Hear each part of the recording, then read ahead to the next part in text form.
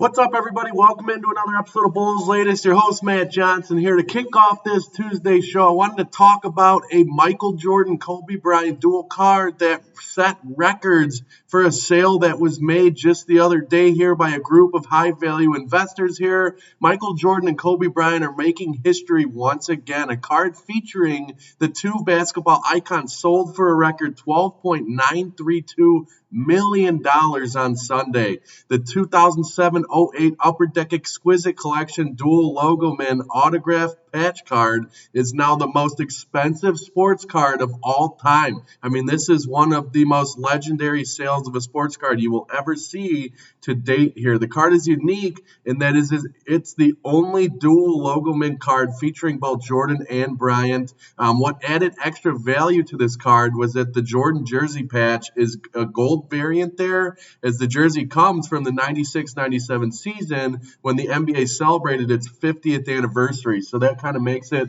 a little more special and more valuable as well. Obviously, Michael Jordan is one of the most valuable players in the sports memorabilia market overall, which shouldn't come as a surprise at all. Arguably the greatest player in NBA history. Jordan's game-worn jerseys have also been some of the highest-selling pieces of sports memorabilia of all time there. Just looking at some other Jordan jerseys that sold, there was one in the 1998 NBA Finals that sold for a record $10.91 million in September of 22 there, while two other Jordan jerseys are among the top five best-selling jerseys for an NBA player all time there. And Kobe Bryant as well. This is a player whose memorabilia has also become a hot commodity. There's a collector by the name of Matt Allen who recently shared that he spent $4 million total on Kobe Bryant cards. Saturday would have marked Bryant's 47th birthday. So a special day for Kobe Bryant there, as it always is on his birthday this past week. But that sale broke records, and that is a monster one. I wanted to start today's show by kind of giving you guys some insight on that part in that market there. And the card market's one that could be very exciting. You see a lot of splash moves in terms of cards that are sold and what is bought, and it's crazy the value that some of these cards hold nowadays. So kind of switching gears, we have an old Bulls name here, a friend that was not very liked here in Chicago, but has been promoted to Pacers associate head coach. Former Chicago Bulls head coach Jim Boylen there has been promoted by Indiana there prior to hiring head coach Billy Donovan in 2020 in Chicago. As you guys remember, Jim Boylen oversaw the Bulls for the better part of 2 seasons, and honestly, those 2 years were a complete disaster. And I'm sure a lot of Bulls fans have a sour memory of Jim Boylen there. Boylen was promoted to head coach in 2018 in Chicago after Fred Hoiberg was relieved of his duties following a 5-19 start. Fred Hoiberg was also a guy who struggled for consistency at the NBA level there. Another head-scratching move by this front office and the ownership of the Chicago Bulls. So when you look back at Jim Boylen, though, he led Chicago to a 17-41 record over the final 58 contests after relieving Fred Hoiberg there that season. Boylen finished his Bulls career with a 39-84 record there. So very tough times in Chicago for him. That was the second worst winning percentage in franchise history to date. So he's in the Bulls record books for all the wrong reasons there. Following his stint with the Bulls, Boylen took over the USA Basketball's FIBA World Cup qualifying teams before landing with Indiana in 2023. Associate head coach is the same title, if you guys remember, that Jim Boylen held in Chicago between the years 2015 and 2018 there. So just an interesting note on an old Bulls name there, Jim Boylen, but we'll be seeing him plenty. He will be part of Indiana's future, and if Rick Carlisle ever stepped down or anything ever happened to him, he would be next in line there to take over the reins. So I thought that was kind of interesting. I wanted to throw that at you guys today. Kind of going back in time here, looking back at something I haven't really talked about, given the Bulls' questionable moves in recent years, the Zach LaVine trade to Sacramento is one that Bulls fans should hang their hat on as being somewhat of a success, and I'll tell you why here. Looking back at this deal, the Bulls have had a ton of things, kind of not work out in their favor recently, but it's safe to say that that trade is one thing we can kind of be proud of as Bulls Nation here. The Bulls got back. Obviously, I talked about this way back, but Zach Collins, Trey Jones, Kevin Huerter, all three of them were very valuable contributors to the stretch run that the Bulls had this past year, where they won a lot of ball games. So. And the fact that the Bulls were able to recoup their own 2025 first-round pick from the Spurs was also a plus there. So I just think when you look back at that, Bulls fans are so focused on the fact that the team didn't get back another first-round pick for LaVine that they're not recognizing how good the other pieces in this deal have ended up being to this point. Kevin Huerter had something of a career renaissance after arriving in Chicago. Obviously, I did a segment on Kevin Huerter way back here. I was very proud and excited about this player and what he brought to this Bulls organization. Almost immediately, he was seen as the best piece of this trade on the Bulls side, and for good reason there. And when you look at guys like Trey Jones and Zach Collins, obviously Trey Jones already earned that extension for 3 years. Zach Collins also a very valuable contributor. I do expect him to contribute to this upcoming season's Bulls organization in a positive way as well.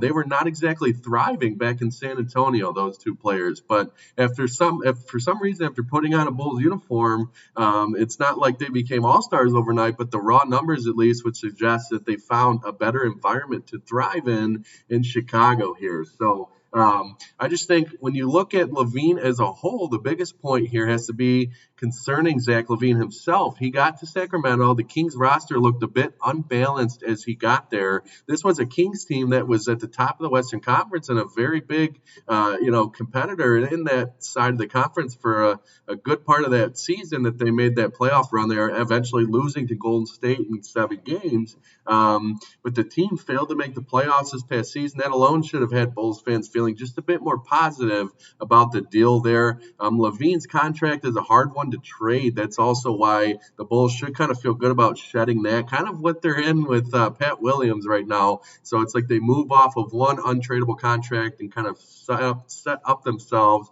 with another one there. And that'll leave LaVine, I think, stuck in Sacramento for the foreseeable future, the fact that he's not easy to move there. So kind of finishing up the show here with a segment I think is important moving into this next year's deadline. ESPN did a small segment on this.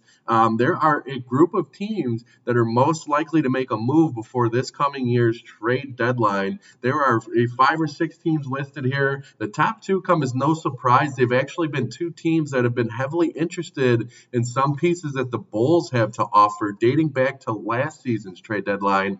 The top of the list includes Golden State, the Los Angeles Lakers, and then you have the Cleveland Cavaliers, the New Orleans Pelicans, and then it's rounded out by the Sixers and the Grizzlies there. I think the Warriors are going to be very active given the way the Kuminga thing has gone up to this point. I think the Warriors are going to see very active in the trade market going up till February there. I think they have areas where they can add talent, and they're obviously trying to extract the most value out of the years that Steph Curry has left, as well as Draymond Green. So they're going to want to compete and win in that Western Conference. Look for them to be active. I think the Lakers are going to be on the prowl. Obviously, LeBron James and that group always look to make a move to bolster that organization at some point this next season. So I think when you look at a guy like Vooch, those are 2 teams that I have mentioned countless times as suitors for Vooch. We'll see how things shake. Even Kobe White and Ayo Dosunmu, we'll see. I know Golden State previously, a long time ago, had interest in Ayo Dosunmu. Didn't necessarily shake out there. 2 teams that I think are interesting here to watch as well, the Pelicans and the Cavs. The Pelicans, I think, are on this list because you have guys like Zion Williamson, who I think would be a very exciting big swing move for this Bulls franchise to make. I don't know what you would have to give up. I don't really see the Bulls making a trade for him during this upcoming season. That would go against the way the team kind of operates there. The Cavs should be interesting. I do expect them to be at the top of the Eastern Conference moving forward into this next season, so they could definitely be active and looking to try and add a veteran presence there and a guy who can kind of bolster their organization moving into another postseason there. And then the Sixers and Grizzlies are interesting because both those teams have pieces that could definitely be on the move, that could be intriguing. Could Ja Morant be on the move? Could the Grizzlies really break up that team going forward here? Obviously, Jackson just got that monster deal, so that's an interesting name on that list as well. Obviously, Philly with Paul George, some of the other names on that list. Who knows what that organization is going to do as well? Always a wild card in terms of how they do things over the past couple of years. So overall, I just wanted to throw that at you guys just to be prepared for this upcoming season and what teams could be active in terms of making some deals there. I'll keep an eye on everything just to make sure we're not missing any moves and whatnot. A lighter show in terms of actual Bulls news today, but we're going to continue to monitor the likes of Josh Giddey and what his situation paramounts to be, as well as look forward to yet another preseason on the horizon here. We're getting closer and closer as the days go by. I want to thank you guys for joining me on another episode of Bulls Latest. Let me know what you think in the comments about anything in today's show. What you think of Jim Boylan? I know a lot of Bulls fans hated him. That Jordan card, what a sale. Yeah, I'd be interested to hear your guys' thoughts. So let me know. And thanks again, guys. We will see you guys tomorrow.